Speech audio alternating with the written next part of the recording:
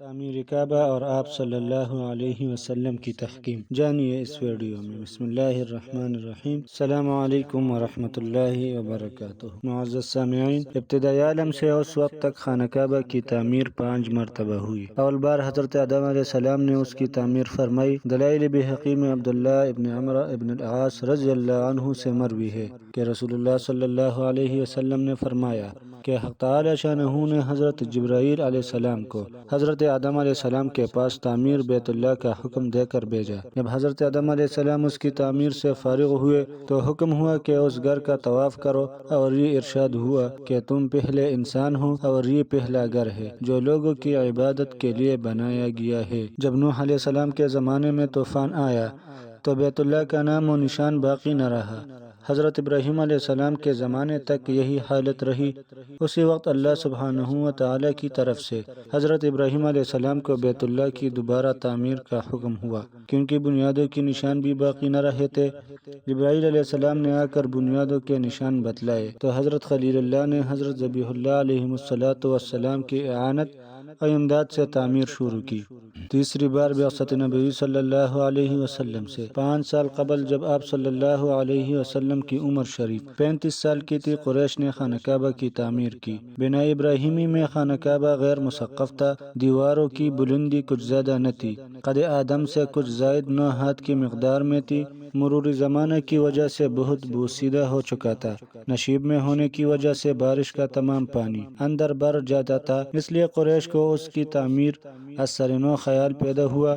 جب تمام رؤسائے قریش اس پر متفق ہو گئے کہ بیت اللہ کو منہدم کر کے از سر نو بنایا جائے تو ابو وہب ابن عمر مخزومی رسول اللہ صلی اللہ علیہ وسلم کے والد ماجد کے ماموں تھے، کھڑے ہوئے اور قریش سے مخاطب ہو کر یہ کہا کہ دیکھو، بیت اللہ کی تعمیر میں جو کچھ بھی خرچ کیا جائے وہ کسب حلال ہو اور زنا، چوری اور سود وغیرہ کا کوئی پیسہ اس میں شامل نہ ہو، صرف حلال مال اس کی تعمیر میں لگایا جائے۔ اللہ پاک ہے اور پاک ہی کو پسند کرتا ہے، اس گھر میں پاک ہی پیسہ لگاؤ، اور اس خیال سے کہ تعمیر بیت اللہ کے شرف سے کوئی محروم نہ رہ جائے، اس لیے تعمیر بیت اللہ کو مختلف قبائل پر تقسیم کر دیا کہ فلاں قبیلہ بیت اللہ کا فلاں حصہ تعمیر کرے اور فلاں قبیلہ فلاں حصہ تعمیر کرے۔ دروازے کی جانب سے بنی عبد مناف اور بنی زہرہ کے حصہ میں آئی، حجر اسود اور رکن یمانی کا درمیانی حصہ بنی مخزوم اور دیگر قبائل قریش کے حصہ میں آیا، بیت اللہ کی پشت بنی جمح اور بنی سہم کے حصہ میں آئی،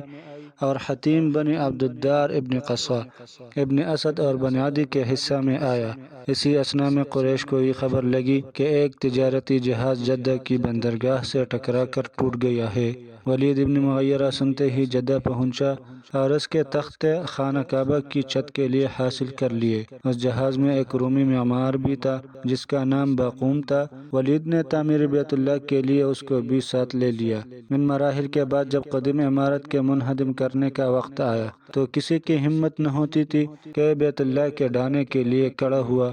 بالآخر ولید ابن مغیرہ پاوڑا لے کر کھڑا ہوا اور یہ کہا کہ اے اللہ، ہم صرف خیر اور بھلائی کی نیت رکھتے ہیں، معاذ اللہ ہماری نیت بری نہیں، اور یہ کہہ کر حجر اسود اور رکن یمانی کی طرف ڈانا شروع کیا۔ اہل مکہ نے کہا کہ رات انتظار کرو کہ ولید پر کوئی آسمانی بلا تو نازل نہیں ہوتی، اگر اس پر کوئی بلائے آسمانی اور آفت ناگہانی نازل ہوئی تو ہم بیت اللہ کو پھر اصلی حالت پر بنا دیں گے، ورنہ ہم بھی ولید کے معین و مددگار ہوں گے۔ صبح ہوئی کہ ولید صحیح و سالم پر پاوڑا لے کر حرم محترم میں پہنچا۔ لوگوں نے سمجھ لیا کہ ہمارے اس پہل سے اللہ رب العزت راضی ہے، اور سب کی ہمتیں بڑھ گئے اور سب مل کر دل و جان سے اس کام میں شریک ہو گئے، اور یہاں تک کودا کہ حضرت ابراہیم علیہ السلام کی بنیادیں نمودار ہو گئے۔ ایک قریشی نے جب بنیاد ابراہیمی پر پاوڑا چلایا تو دفعتاً تمام مکہ میں ایک سخت دھماکہ ظاہر ہوا، جس کی وجہ سے آگے کودنے سے رک گئے اور انہیں بنیادوں پر تعمیر شروع کر دی۔ تقسیم سابق کے مطابق ہر قبیلہ نے علیحدہ پتھر جمع کر کے تعمیر شروع کی۔ جب تعمیر مکمل ہو گئی اور حجر اسود کو اپنی جگہ پر رکھنے کا وقت آیا تو سخت اختلاف ہوا، تلواریں کھینچ گئے اور لوگ جنگ و جدال اور قتل و قتال پر آمادہ ہو گئے۔ جب 4-5 روز اسی طرح گزر گئے اور کوئی بات طے نہ ہوئی تو ابو امیہ ابن مغیرہ مخزومی نے، جو قریش میں سب سے زیادہ معمر اور سن رسیدہ تھا، یہ رائے دی کہ کل صبح کو جو شخص سب سے پہلے مسجد حرام کے دروازے سے داخل ہو اسی کو اپنا حکم بنا کر فیصلہ کروا لو۔ سب نے رائے کو پسند کیا۔ صبح ہوئی اور تمام لوگ حرم میں پہنچتے ہی سب کی زبانوں سے بے ساختہ یہ لفظ نکلے: ھذا محمد الامین، ربنا ھذا محمد الامین، یہ تو محمد امین ہے، ہم ان کے حکم بنانے پر راضی ہے، یہ تو محمد امین ہے۔ اب صلی اللہ علیہ وسلم نے ایک چادر منگوائی اور حجر اسود کو اس میں رکھ کر یہ فرمایا کہ ہر قبیلہ کا سردار چادر کو تام لے تاکہ اس شرف سے کوئی قبیلہ محروم نہ رہے۔ اس فیصلے کو سب نے پسند کیا اور سب نے مل کر چادر اٹھائی۔ جب سب کے سب اسی چادر کو اٹھائے اس جگہ پہنچے جہاں اس کو رکھنا تھا تو اب صلی اللہ علیہ وسلم بنفس نفیس آگے بڑھے اور اپنے دست مبارک سے حجر اسود کو اپنی جگہ پر رکھ دیا۔ چوتھی بار عبداللہ ابن زبیر رضی اللہ عنہ نے اپنے زمانے خلافت میں بیت اللہ کو شہید کر کے اثر نو تعمیر کرایا۔